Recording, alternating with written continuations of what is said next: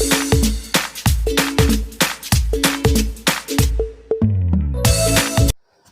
Everyone, welcome to our YouTube channel let's learn English.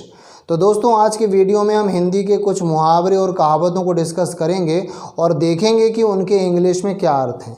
आपको channel में पूरी एक प्लेलिस्ट मिल जाएगी जिसका लिंक मैं आपको डिस्क्रिप्शन पर दे दूँगा।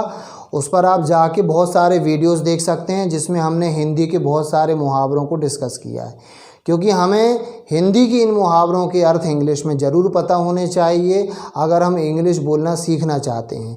ग्रामर की दम पर हम सेंटेंसेस बना सकते हैं लेकिन मुहावरे नहीं बना सकते, क्योंकि मुहावरे तो बने बनाए हैं मतलब आसमान से नहीं आए हैं, पुरानी किताबों से आए हैं। पुराने जो लेखक थे, महान लेखक थे, उनके दिव्य मुख से निकले हैं। ठीक है, तो अपना तो भैया असुर मुख है, यहाँ से तो निकल नहीं सकता है।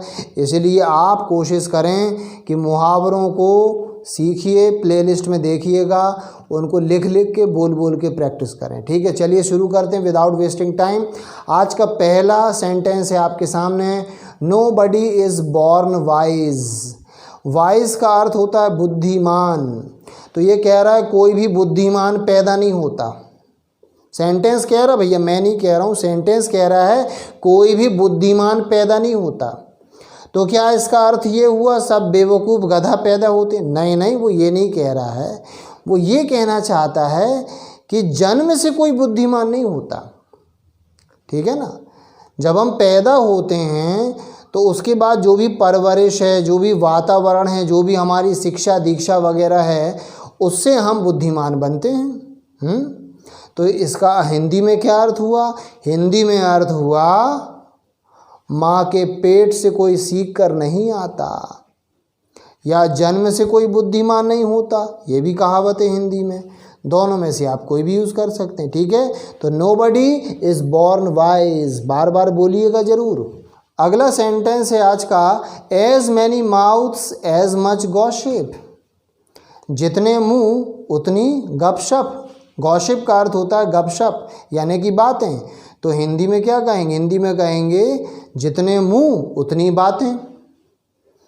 अब आप सोचोगे जितने मुंह उतनी बातें, इसका अर्थ क्या हुआ? भाई हिंदी में अगर आपने सुना तब तो ठीक है, नहीं सुना तो मैं आपको समझा दे रहा हूँ। देखो, जब बातें फैलती ना समाज में, किसी भी बात को लेके कोई अफवाह फैलती है, तो वो जो अफवाह है ना, एक मुंह से निकल के किसी के कान में पहुंचती, फिर उसके मुंह से निकलती है, और उसके मुंह से निकल के कहाँ जाती? किसी के कान में जाती है। ठीक है, मुंह से मुंह में नहीं जाएगी, मुंह से कान में जाएगी, फिर उसके मुंह से निकल के किसी और के कान में जाएगी। लेकिन ज़रा समझना, जब कोई भी बात यहाँ कान से जाती और मुंह से निकलती है ना, तो बीच में बैठा एक हमारा शैतान, ये जो बुद्धि है ना, हाँ, ये बहुत बड़ा शैतान है। तो ये क्या करता, उस बात में अपनी बात जोड़ देता है, तो लोग एक की दो बताना शुरू कर देते हैं। समझ गए ना? तो इसी को कहते हैं जितने मुंह उतनी बातें, यानी अलग अलग लोग अलग अलग बात बताएंगे भैया कि उसने ऐसा किया, उसने ये किया, उसने वो किया, है गचर बचर गचर बचर। चलिए अगला सेंटेंस देख लेते हैं। अगला सेंटेंस है, all the 5 fingers are not alike. Alike का अर्थ होता है के समान, के जैसा। तो सभी 5 उंगलियां एक समान नहीं होती, सभी 5 उंगलियां बराबर नहीं होती। देख लो भैया, बराबर नहीं है। तो आप कहोगे ये कैसी कहावत है, बराबर नहीं है? तो नहीं है, कब बराबर होती? अरे इसमें ये छिपा हुआ है कि सभी लोग एक जैसे नहीं होते, सभी लोग एक जैसे नहीं होते। सभी लोगों में अलग अलग चेतनाएं, अलग अलग, खैर चेतनाएं अलग कर दो, अभी समझ में आएगा नहीं। ठीक है ना, अलग अलग विचारधाराएं होती सबकी, अलग अलग पसंद नापसंद होते हैं, अलग अलग हैबिट्स होती हैं। तो सभी लोग एक जैसे नहीं होते। इसका यूज़ हम कब करते हैं? अक्सर, जैसे आपने सुना होगा ना कि लोग ना पहले से प्रेजुडिस हो जाते हैं। प्रेजुडिस का मतलब होता है वो पहले से ना पूर्व धारणा बना लेते हैं कि फलानी जाति के लोग ऐसे होते हैं, फलाने धर्म के लोग ऐसे होते हैं, फलाने शहर के लोग ऐसे होते हैं, फलाने गांव के लोग ऐसे होते हैं। लेकिन हर धर्म में, हर जाति में, हर देश में, हर शहर में, हर गांव में हर प्रकार के लोग मिलेंगे भैया आपको। यदि आप कभी जेल भ्रमण करने जाएं ना, मतलब भ्रमण बस करने जाना अपन को, ठीक है। तो जेल में कोई एक ही जाति धर्म के अपराधी नहीं हैं, सभी प्रकार के हैं, ठीक है। तब हम बोलते हैं कि all the 5 fingers are not alike, सभी 5 उंगलियां एक जैसी नहीं होती। चलिए अब देखते हैं अगला फ्रेज क्या है। अगला फ्रेज है स्मॉल विट ग्रेट ब्रैग। विट का अर्थ होता है अक्ल, इसी से बनता है एक शब्द क्विक विटेड। भाई क्विक यानी क्या होता है? शीघ्र, तो शीघ्र बुद्धि वाला यानी तेज बुद्धि वाला। स्लो विटेड क्या होगा? मंद बुद्धि वाला। इसी तरह इससे बना है एक शब्द है विटी। विटी का मतलब होता है एक तो अक्लमंद या हाजिर जवाब। जैसे बीरबल कैसा था? बीरबल तेनालीराम की कहानियाँ सुनी होंगी, है ना। तो वो कैसे थे? हाजिर जवाब थे, किसी ने उनको छापा, इनने उनको छापा, इसको कहते हैं विटी, ठीक है ना।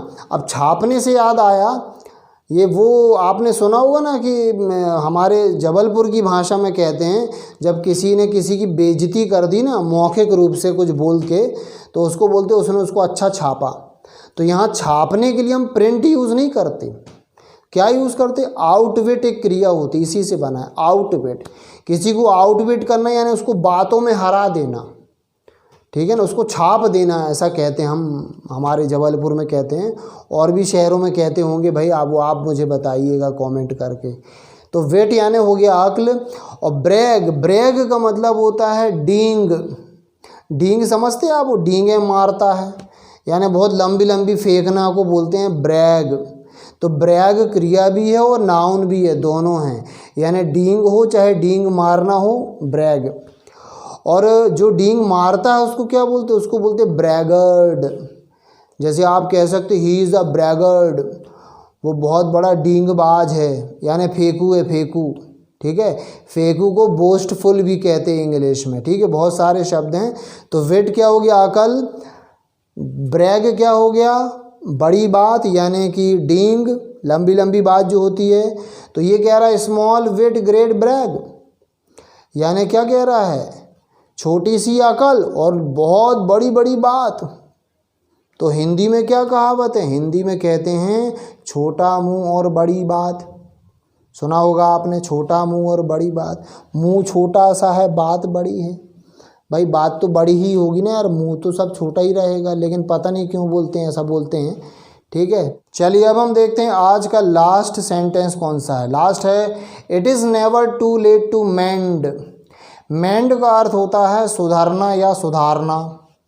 तो ये कह रहा है सुधारने के लिए कभी भी ज़्यादा देरी नहीं होती। It is never too late. Never क्या होता है? कभी नहीं।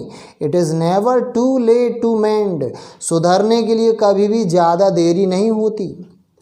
आप कभी भी सुधर सकते हो, जब भी सुधरना चाहो, ठीक है ना। बहुत से ऐसे बिगड़ैल लोग होते ना जो सोचते अरे हम अब तक सुधरे नहीं, अब सुधर के क्या फ़ायदा, हमने जो इतनी गलतियां इतने कांड कर दिए हैं, अब क्या फ़ायदा, सुधर भी गए। तो ऐसा नहीं है भैया, सुधर जाओ, कभी भी सुधर सकते हो, ठीक है ना। सुधरने के लिए कभी भी देरी नहीं होती है।